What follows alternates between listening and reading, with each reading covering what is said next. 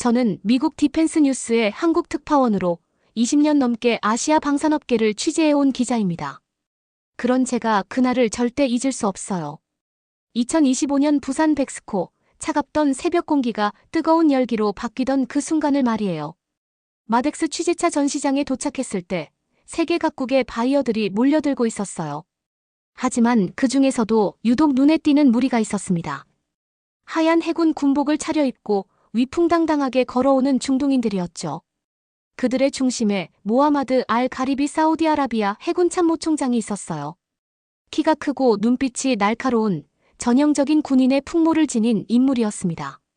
저는 그가 한화부스로 직행하는 모습을 보며 심장이 뛰기 시작했어요. 뭔가 중요한 일이 벌어질 것 같은 예감이 들었거든요. 그리고 정말로 그 예감은 적중했습니다. 그가 장보고 3 배치 2 잠수함 모형 앞에 서서 던진 첫 질문은 단도직입적이었어요. 이 잠수함을 우리한테 수출할 수 있는가? 정승균 한화오션 특수선해외 사업단장이 긍정적으로 답했지만 모하마드 총장은 만족하지 않았어요. 그는 다시 물었습니다. 우리는 독일에서 잠수함을 도입하려다 좌초된 적이 있다. 다시 묻겠다. 정말로 수출 가능한가? 이 질문 속에는 깊은 상처와 간절함이 담겨 있었어요. 한 번 배신당한 자의 조심스러움과 그럼에도 불구하고 새로운 파트너를 찾고자 하는 절실함이 느껴졌습니다. 정 단장이 당연히 가능하다고 재차 확답하자 그의 얼굴이 환해졌어요. 그리고는 정 단장의 두 손을 꽉 붙잡았습니다. 그 순간 저는 전율을 느꼈어요. 바로 이 순간이 한국 방산업의 새로운 역사가 시작되는 순간이라는 걸 직감했거든요. 하지만 여기서 진짜 놀라운 건 따로 있었어요. 사실 이 만남이 우연히 이뤄진 게 아니라는 사실이었습니다. 사우디는 이미 몇 년 전부터 한국 잠수함을 면밀히 검토해왔던 거예요. 세계가 바뀌고 있었습니다. 더 이상 서구 열강만이 무기 시장을 독점하는 시대가 아니었어요. 기술력과 신뢰 그리고 진정성을 갖춘 새로운 강자가 등장하고 있었죠. 바로 대한민국이었습니다. 그리고 그 변화의 중심에 잠수함이 있었어요. 여러분은 어떻게 생각하시나요? 미국에서 온 기자인 제가 보기에도 30년 전만 해도 독일에서 기술을 배워오던 한국이 이제 독일이 포기한 시장에서 새로운 기회를 만들어내고 있다는 게 정말 놀라워요. 댓글로 여러분의 생각을 들려주세요. 사우디가 한국을 선택한 가장 큰 이유는 무엇이라고 보시나요? 1번, 세계 최고 수준의 잠수함 기술력 때문에. 2번, 정치적 조건 없이 신뢰할 수 있는 파트너라서. 3번, 독일보다 저렴하면서도 성능은 더 뛰어난 가성비 때문에. 4번, 기술 이전까지 제한하는 진정한 협력 정신 때문에. 댓글에 번호와 함께 여러분의 소중한 의견을 남겨주시면 감사하겠습니다. 저는 사우디아라비아가 겪었던 그 배신감과 굴욕을 이해할 수 있었습니다. 2014년의 일을 자세히 들여다보면 정말 기가 막힌 이야기거든요. 사우디는 독일 티센크루프 마린 시스템스와 최대 20억 유로, 우리 돈으로 약 2조 6천억 원 규모의 209급 잠수함 도입 계약을 추진했어요. 상상도 못할 거액이었죠. 당시 사우디의 입장에서 이 계약은 단순한 무기 구매가 아니었어요. 해군 현대화의 핵심이자 지역 패권국으로 도약하기 위한 필수 요소였거든요. 페르시아만에서 이란과의 군사적 균형을 맞추기 위해서라도 반드시 필요한 전력이었습니다. 독일 역시 이 계약에 적극적이었어요.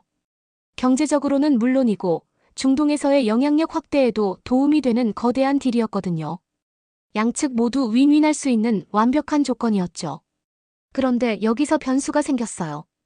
2018년 자말 카슈키 언론인 암살 사건이 터진 거예요. 터키 이스탄불 주재 사우디 영사관에서 벌어진 이 끔찍한 사건은 국제사회에 큰 충격을 줬습니다. 독일 정부는 이를 빌미로 사우디의 예멘 개입과 인권 문제를 거론하며 수출 승인을 거부했어요. 업계에서는 다른 속사정도 있었다고 봐요. 제가 취재한 바로는 독일 내부의 정치적 계산과 함께 미국의 압력도 작용했다는 분석이 있거든요. 어쨌든 결과는 참담했어요. 이미 상당한 시간과 비용을 투자한 상황에서 일방적으로 계약이 취소되면서 사우디가 입은 손실은 막대했습니다. 더 심각한 건 신뢰의 파괴였어요. 사우디 왕실 내부는 그야말로 발칵 뒤집혔다고 해요. 빈살만 왕세자는 측근들에게 이런 식으로 말했다고 전해집니다. 독일 놈들이 우리를 우롱했다. 앞으로는 절대 서구에만 의존하지 말자. 이때 사우디는 뼈아픈 교훈을 얻었어요. 아무리 뛰어난 기술력을 가진 나라라도 정치적 이유로 언제든지 약속을 뒤집을 수 있다는 것이었죠. 하지만 여기서 재미있는 반전이 있어요. 독일이 사우디를 차버린 그 순간 한국에게는 예상치 못한 기회의 문이 열렸던 거예요. 사우디는 새로운 기준을 세웠습니다. 기술력도 중요하지만 정치적 안정성과 신뢰성을 최우선 고려 요소로 삼게 된 거죠. 그리고 그들의 시선이 태평양 건너편의 한 나라를 향하게 되었어요. 바로 대한민국이었습니다. 저는 이 이야기를 들으며 국제정치의 냉혹함을 다시 한번 느꼈어요. 동시에 한국에게 주어진 기회의 소중함도 깨달았죠. 독일의 실수가 우리에게는 천금 같은 기회가 된 셈이었거든요. 그 시점에서 사우디의 눈에 들어온 나라, 그 누구도 예상치 못한 선택지가 바로 대한민국이었어요. 하지만 이게 정말 우연의 산물이었을까요? 제가 취재한 바에 따르면 사우디가 한국에 주목하기 시작한 건 독일 사태 훨씬 이전부터였어요. 2022년 폴란드에 K2 전차와 K9 자주포를 대량 수출한 사건이 중동 국가들에게 큰 충격을 줬거든요. 유럽의 한복판에서 그것도 나토 회원국인 폴란드가 한국 무기를 선택했다는 사실은 중동 군사 전문가들 사이에서 뜨거운 화제가 됐어요. 한국이 이제 단순한 아시아의 신흥국이 아니라 진짜 경쟁력을 갖춘 방산 강국으로 부상했다는 신호였거든요. 더욱이 한국과 사우디는 이미 에너지 분야에서 견고한 파트너십을 구축하고 있었어요. 사우디가 한국의 3대 원유 공급국이고 한국이 사우디의 석유화학 산업 발전에 큰 역할을 해왔죠. 하지만 정작 사우디를 매혹시킨 건 따로 있었어요. 바로 한국의 일관성이었습니다. 한국은 무기를 수출하면서 정치적 조건을 걸지 않아요. 인권이 어떻고 민주주의가 어떻고 하면서 상대방의 내정에 간섭하지 않죠. 계약은 계약일 뿐이에요. 저는 이것이 한국만의 독특한 외교 철학이라고 생각해요. 우리는 상대방에게 우리의 가치관을 강요하지 않거든요. 대신 상호 존중과 실용적 협력을 추구하죠. 물론 이게 모든 상황에서 옳다는 건 아니에요. 하지만 국가 간 무기 거래에서는 이런 실용적 접근이 때로는 더 효과적일 수 있어요. 특히 중동처럼 복잡한 지역에서는 더욱 그렇죠. 그런데 여기서 정말 놀라운 반전이 있었어요. 사우디가 한국을 주목한 진짜 이유는 따로 있었던 거예요. 2019년 인도네시아 잠수함 사업에서 한국이 보여준 모습이었습니다. 한국은 단순히 잠수함을 팔기만 한 게 아니라 기술을 이전하고 현지에서 함께 만들었어요. 그것도 10년에 걸쳐 끈기 있게 협력했죠. 사우디 해군 관계자들이 인도네시아를 직접 방문해서 한국이 어떻게 일하는지 확인했다고 해요. 그들이 본 건 단순한 장사꾼이 아니라 진정한 파트너의 모습이었어요. 인도네시아 해군 장교 하나가 이런 말을 했다고 전해져요. 한국 사람들은 우리를 고객이 아니라 동료로 대했다. 기술을 숨기지 않고 모든 걸 가르쳐줬다. 이런 나라는 처음 봤다. 이 이야기가 중동으로 전해지면서 사우디의 관심이 더욱 커졌던 거예요. 기술력뿐만 아니라 진정성까지 갖춘 파트너. 이것이야말로 사우디가 찾던 바로 그 존재였죠. 디펜스 뉴스 기자로서 이런 한국의 접근 방식을 오래 지켜봐왔는데 정말 독특하고 효과적인 전략이라고 생각해요. 독점이 아닌 공유, 지배가 아닌 협력을 추구하는 것 말이에요. 미국이나 유럽과는 확실히 다른 접근법이죠. 장보고 3 배치 2. 이름만 들어서는 뭔가 복잡해 보이지만 이 잠수함은 그야말로 한국 조선 기술의 결정체예요. 3,600톤급 대형 잠수함으로 길이가 83.5m에 달해요. 웬만한 축구장보다 짧지만 그 안에 담긴 기술의 집약도는 상상을 초월합니다. 가장 혁신적인 건 리튬이온 배터리 시스템이에요. 기존의 납산 배터리보다 용량이 3배 이상 크고 충전 시간은 절반으로 줄었어요. 무엇보다 수중 지속력이 획기적으로 향상됐죠. 과거 디젤 잠수함들이 하루나 이틀 정도밖에 수중에서 버틸 수 없었다면 이 잠수함은 3주 이상 연속 작전이 가능해요. 은밀하게, 오래, 멀리. 잠수함의 핵심 성능이 모두 차원이 다른 수준으로 업그레이드된 거죠. 그런데 여기서 정말 놀라운 건 무장 능력이에요. 수중발사 탄도미사일, 현무4사를 6발, 수중발사 순항미사일, 현무3C를 4발까지 탑재할 수 있거든요. 이게 얼마나 무서운 능력인지 아시나요? 바다 어딘가에 숨어있는 잠수함 한 척이 1500km 떨어진 목표물을 정확히 타격할 수 있다는 뜻이에요. 적이 어디에 있는지도 모르는 상태에서 언제든지 공격받을 수 있다는 거죠. 이것이야말로 진정한 전략적 억제력입니다. 핵무기 없이도 상대방을 충분히 압박할 수 있는 무기인 거예요. 정승균 단장이 전 해군 잠수함 사령관 출신이라는 점도 사우디에겐 큰 신뢰 요소였을 거예요. 그는 30년 이상 잠수함과 함께 살아온 진짜 전문가거든요. 실제로 그가 잠수함 사령관으로 재직할 때 한국 잠수함들이 미군과의 합동훈련에서 놀라운 성과를 거뒀다고 해요. 2018년 림팩 훈련에서 한국 잠수함이 미군 구축함 3척을 연속으로 격침시키는 시뮬레이션 결과를 내놨거든요. 디펜스 뉴스에서도 이 소식을 크게 다뤘는데 미군 관계자들이 정말 깜짝 놀랐다고 전해져요. 아시아의 작은 나라가 만든 잠수함이 이 정도 성능을 낼 줄은 예상하지 못했다는 거죠. 하지만 여기서 진짜 반전은 따로 있었어요. 사실 이 모든 기술이 처음부터 한국 것은 아니었다는 점이에요. 1990년대 초 한국이 첫 잠수함 장보고함을 도입할 때만 해도 독일 기술에 완전히 의존했었거든요.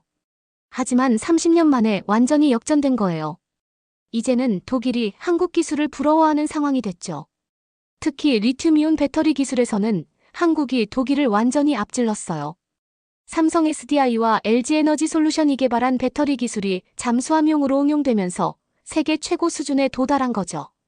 저는 이런 한국의 기술력 발전을 보며 정말 감탄했어요. 미국에서 온 기자로서 불과 몇십 년 전만 해도 한국이 다른 나라에서 기술을 배워오는 입장이었는데 이제는 세계 최고 수준의 기술을 자체 개발해서 수출까지 하게 됐다는 게 정말 놀라워요. 한국의 잠수함 기술은 이제 단순히 아시아의 기술이 아니라 세계 최고 수준의 기술로 인정받고 있습니다. 그리고 그 기술력이 이제 중동의 바다로 진출하려고 하는 거예요. 한국 잠수함의 가장 큰 매력 중 하나는 말도 안 되는 가성비예요. 하지만 여기서 중요한 건 단순히 싸다는 게 아니라는 점이에요.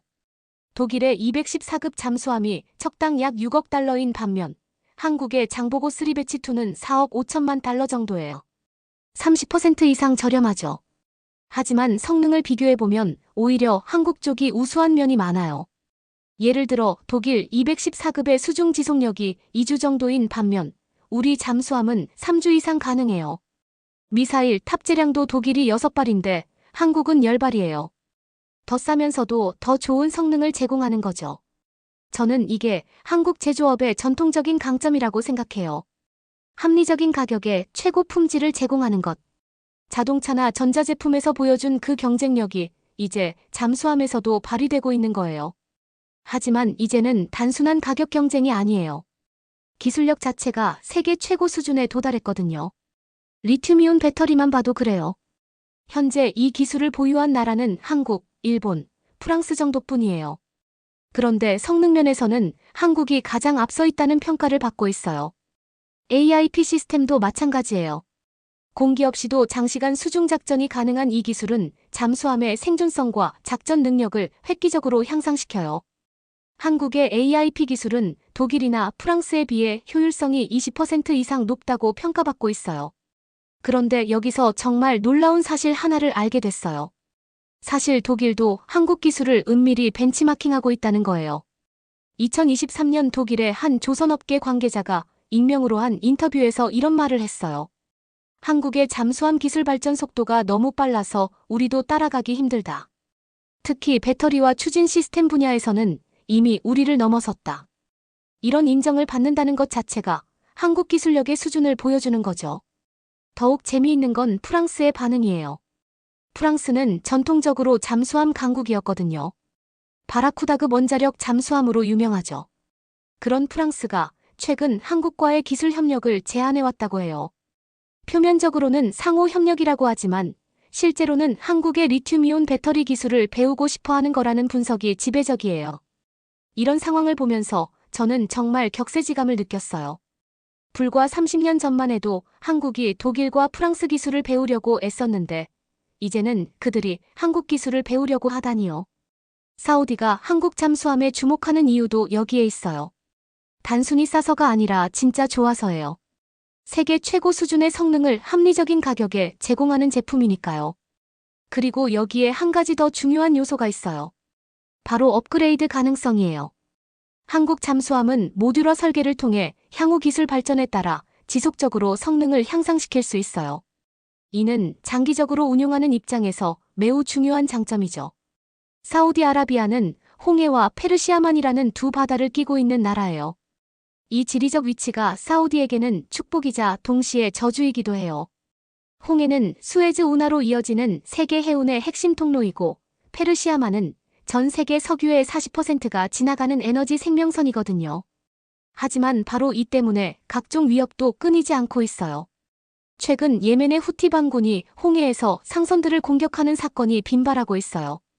2023년 10월 이후만 해도 100척 이상의 상선이 공격받았죠.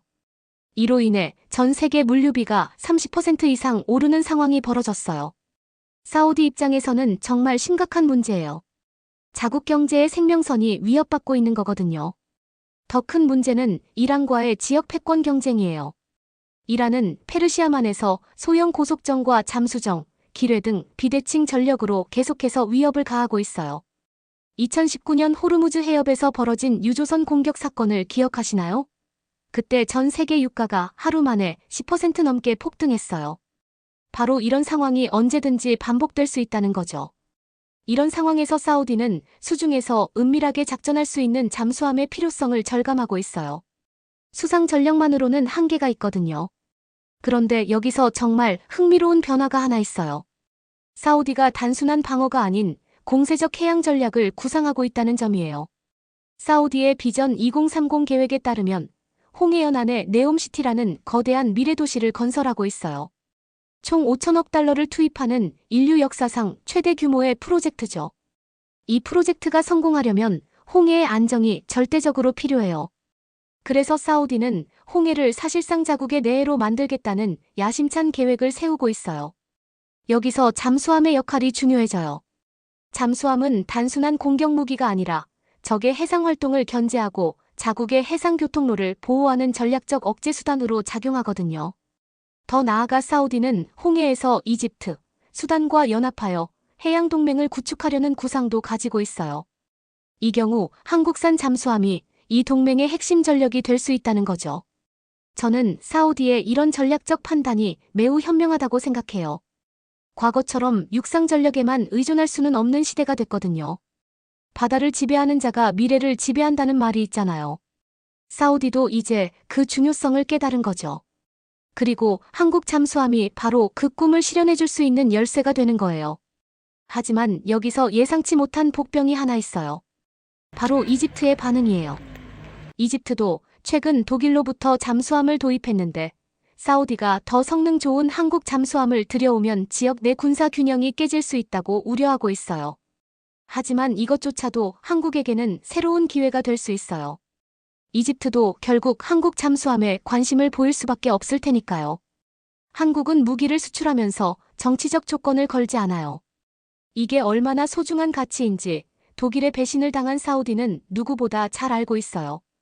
인권이 어떻고 민주주의가 어떻고 하면서 상대방의 내정에 간섭하지 않죠. 계약은 계약일 뿐이에요. 이 신뢰는 사우디가 그 어떤 기술보다 높이 평가한 가치였어요. 저는 이것이 한국만의 독특한 외교 철학이라고 생각해요. 우리는 상대방에게 우리의 가치관을 강요하지 않거든요. 대신 상호 존중과 실용적 협력을 추구하죠.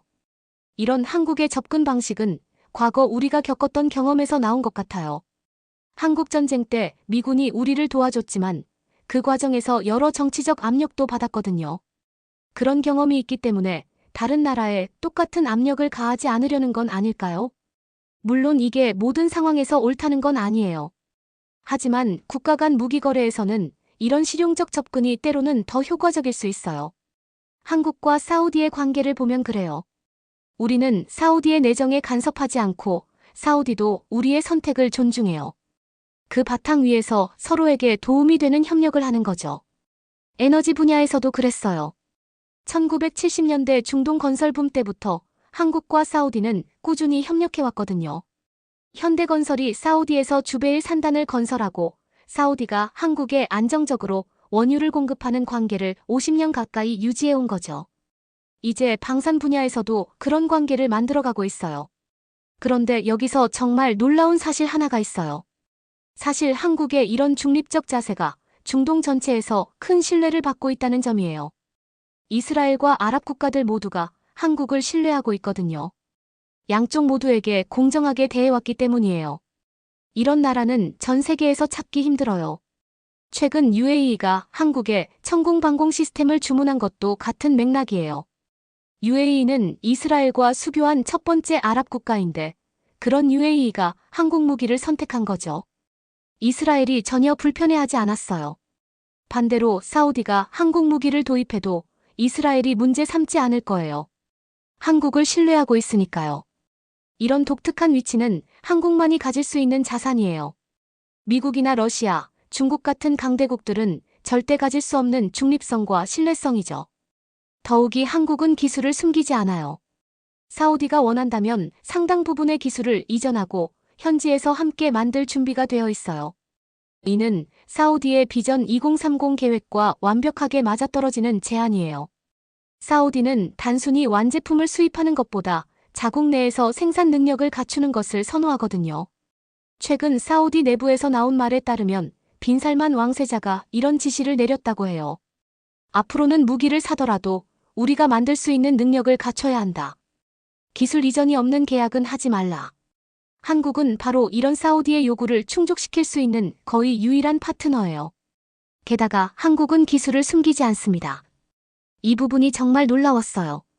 다른 나라들이 핵심 기술은 블랙박스로 처리하며 절대 공개하지 않는 것과 달리 한국은 상당 부분의 기술 이전을 제안했거든요. 이게 얼마나 파격적인 제안인지 업계에서는 모두가 깜짝 놀랐어요. 사실 잠수함 기술은 극도로 민감한 분야예요. 선체 설계부터 추진 시스템, 음향 기술까지 모든 게 국가 기밀이거든요. 그런데 한국이 이 기술들을 사우디와 공유하겠다고 나선 거예요. 물론 모든 기술을 다 주는 건 아니에요. 핵심 중의 핵심은 한국이 보유하되 사우디가 자체적으로 잠수함을 건조하고 운용할 수 있을 정도의 기술은 충분히 이전하겠다는 거죠. 이는 사우디의 비전 2030 계획과 완벽하게 맞아떨어지는 제안이었습니다. 사우디는 단순히 완제품을 수입하는 것보다 자국 내에서 생산 능력을 갖추는 것을 더 선호하거든요. 실제로 사우디는 최근 리야드 인근에 거대한 조선소 건설을 추진하고 있어요. 총 100억 달러를 투자해서 중동 최대 규모의 조선 단지를 만들겠다는 계획이죠. 여기서 한국 기업들이 핵심 역할을 할 것으로 예상돼요. 한화오션이 기술 파트너로 참여하고 현대중공업이 설계를 담당할 가능성이 높다고 해요. 하지만 다른 나라들의 반응은 싸늘했어요. 특히 독일과 프랑스는 한국의 이런 개방적 자세를 강하게 비판했어요. 기술 덤핑이라는 표현까지 썼죠. 독일의 한 조선업계 관계자는 익명으로 이런 말을 했어요. 한국이 너무 무리해서 기술을 주면 나중에 경쟁자만 키우는 꼴이 될 것이다. 단기 이익에 현혹되어 장기적 손해를 보는 전형적인 실수다. 하지만 한국의 판단은 달랐어요. 기술을 이전해주면 경쟁자가 될 수도 있지만 동시에 더 큰 파트너가 될 수도 있다는 거죠. 실제로 인도네시아 사례를 보면 그래요. 한국이 잠수함 기술을 이전해준 인도네시아는 이제 동남아시아 최고의 잠수함 운용국이 됐어요. 그리고 그 과정에서 한국과의 협력은 더욱 깊어졌죠. 인도네시아는 이제 2차 잠수함 사업도 한국과 함께 추진하고 있어요. 기술을 받은 입장에서 배은망덕하게 다른 나라로 가지 않고 오히려 더 깊은 파트너십을 원하고 있는 거예요. 미국 디펜스 뉴스 기자로서 방산업계를 오래 취재하면서 느낀 건데 한국의 이런 전략이 정말 현명하다고 생각해요. 솔직히 처음에는 한국의 방산 기술을 과소평가했었거든요. 하지만 이제는 완전히 생각이 바뀌었어요. 당장의 이익보다는 장기적인 파트너십을 추구하는 거잖아요. 더욱이 기술 이전 과정에서 한국도 많은 걸 배울 수 있어요. 사우디의 극한 환경에서 잠수함을 운용하려면 기존 기술을 더욱 발전시켜야 하거든요. 홍해와 페르시아만의 고온, 고염분 환경은 잠수함에게는 정말 가혹한 조건이에요. 이런 환경에서 안정적으로 작동하는 잠수함을 만들려면 기존 기술을 한 단계 더 업그레이드해야 해요. 그 과정에서 한국의 기술력도 더욱 향상될 수 있는 거죠. 결국 기술 이전은 일방적인 퍼주기가 아니라 상호 발전을 위한 투자인 셈이에요. 사우디가 성공하면 한국도 함께 성공할 수 있는 구조를 만드는 거죠. 2025년 부산 마덱스 방산 전시회에서 벌어진 그 역사적 만남의 뒷이야기는 정말 드라마틱했어요. 모하마드 알 가리비 사우디 해군 참모총장이 정승균 한화오션 특수선해외 사업단장의 손을 꽉 붙잡았던 그 순간 사실 전 세계 방산업계가 주목하고 있었거든요. 미국 로키드 마틴의 중동 담당 부사장이 그 장면을 지켜보고 있었다고 해요. 그는 나중에 본사에 이런 보고를 했다고 전해져요. 중동 시장에서 한국이 우리의 가장 강력한 경쟁자가 되고 있다. 더 이상 과소평가해서는 안 된다. 프랑스 탈레스의 관계자도 마찬가지였어요. 그는 파리 본사에 긴급 보고서를 보냈는데 그 내용이 언론에 일부 공개됐어요. 한국의 잠수함 기술이 우리 예상보다 훨씬 앞서 있다. 가격 경쟁력까지 갖추고 있어 매우 위험한 경쟁자다. 그런데 정말 놀라운 건 러시아의 반응이었어요. 러시아는 전통적으로 중동에서 강한 영향력을 가지고 있었거든요. 하지만 우크라이나 전쟁 이후 중동에서의 입지가 많이 약해졌어요. 러시아의 한 군사 전문가는 이런 분석을 내놨어요. 한국이 중동 방산 시장에서 러시아를 대체하고 있다. 특히 신뢰성 면에서 한국이 훨씬 유리한 위치에 있다. 실제로 사우디는 과거 러시아제 무기 도입을 검토한 적이 있었어요. 하지만 우크라이나 전쟁 이후 러시아에 대한 서구의 제재가 강화되면서 러시아제 무기를 도입하기 어려워졌죠. 그 빈자리를 한국이 차지하기 시작한 거예요. 중국의 반응도 흥미로웠어요. 중국은 최근 중동에서 영향력 확대를 위해 방산 수출을 늘리고 있었거든요. 하지만 한국의 등장으로 계획에 차질이 생기기 시작했어요. 특히 사우디 같은 고급 시장에서는 중국제보다 한국제를 더 선호하는 분위기가 형성되고 있어요. 품질과 신뢰성에서 한국이 한 수위라는 인식이 퍼지고 있는 거죠. 하지만 가장 큰 변화는 이스라엘의 반응이었어요. 이스라엘은 아랍 국가들의 군사력 강화를 항상 예의주시해왔거든요. 그런데 사우디가 한국 잠수함을 도입한다는 소식에 대해서는 비교적 차분한 반응을 보였어요. 이스라엘의 한 안보 전문가는 이런 말을 했어요. 한국은 우리에게 위협적이지 않은 나라다. 한국이 중동에 무기를 팔더라도 지역 안정에 도움이 될 것이다. 이런 반응은 한국이 중동에서 갖고 있는 독특한 위치를 보여줘요. 어느 편에도 치우치지 않는 중립적 자세가 모든 국가로부터 신뢰를 받고 있는 거죠. 그 결과 사우디의 한국 잠수함 도입이 성사되면 다른 중동 국가들도 줄줄이 한국 무기에 관심을 보일 것으로 예상돼요. 이미 UAE가 한국산 천공 방공 시스템을 도입했고 이집트도 한국 무기에 관심을 표명했어요. 요르단과 쿠웨이트도 한국과의 방산 협력을 논의하고 있다고 해요. 저는 부산 마덱스에서 벌어진 그 만남이 단순한 비즈니스 접촉을 넘어 중동 지역의 군사 균형을 바꾸는 시발점이 될 것 같아요. 전통적으로 미국과 유럽이 독점했던 중동 방산 시장에 한국이라는 새로운 강자가 등장한 거니까요. 그리고 이 변화는 돌이킬 수 없을 것 같아요. 세계는 바뀌고 있습니다. 정말로 말이에요. 더 이상 강대국의 이름만으로 선택받는 시대는 지나가고 있어요. 기술력, 신뢰, 그리고 진심. 이 세 가지를 갖춘 나라가 새로운 강자로 떠오르고 있습니다. 그 나라가 바로 대한민국이에요. 20년 넘게 아시아 방산업계를 취재하면서 한국의 변화를 지켜봐온 외국인 기자로서 확신하건대 한국이 이제 진정한 글로벌 플레이어로 인정받고 있다는 것을요. 30년 전만 해도 우리는 독일에서 잠수함 기술을 배워오는 입장이었어요. 그런데 이제는 완전히 역전됐죠. 독일이 좌절하고 포기한 사우디 시장에서 한국이 새로운 기회를 만들어내고 있는 거예요. 사우디아라비아가 한국을 택한 이유는 단순히 좋은 제품 때문만이 아니었어요. 신뢰할 수 있는 파트너로서 한국의 가치를 인정했기 때문이었죠. 독일의 배신으로 상처받은 사우디에게 한국은 새로운 희망이었어요. 조건 없는 신뢰, 개방적인 기술 이전, 그리고 진정한 파트너십. 이것이 한국이 제공할 수 있는 독특한 가치였습니다. 하지만 여기서 가장 놀라운 건 한국의 일관성이에요. 우리는 50년 전 중동 건설 현장에서부터 지금까지 한결같은 자세를 유지해왔어요.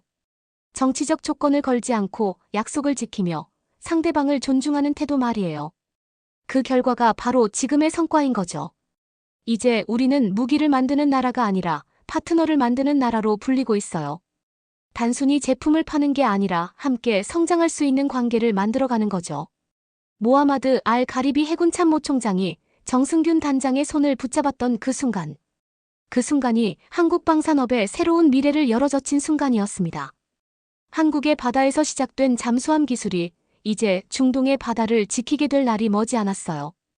그리고 그것이 지역 평화와 안정에 기여하는 새로운 방식이 될 거라고 저는 믿습니다. 60대 어르신들께서 젊은 시절 중동 건설 현장에서 흘린 땀방울이 이제 첨단 무기 기술로 결실을 맺고 있는 거예요. 제가 취재하면서 느낀 건데 그때의 성실함과 신뢰가 지금의 성과를 만들어낸 거죠. 정말 놀랍지 않나요? 미국에서 온 기자로서 아시아 방산업계를 취재하면서 한국이 이렇게 빠르게 세계 최고 수준에 도달한 걸 보는 것이 정말 인상적이에요. 20년 전만 해도 상상도 못했던 일이거든요. 사우디가 한국을 택한 이유, 외국인 기자인 제가 봐도 정말 명확해요. 한국은 이제 세계 어디에 내놔도 부끄럽지 않은 기술 강국이 됐거든요.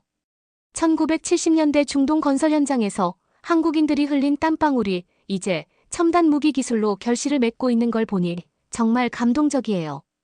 미국에서 온 기자로서 이런 발전상을 지켜보는 것이 얼마나 인상적인지 모르겠어요. 그리고 이 영상이 유익하셨다면 구독과 좋아요, 알림 설정까지 부탁드립니다. 감동천사였습니다. 감사합니다.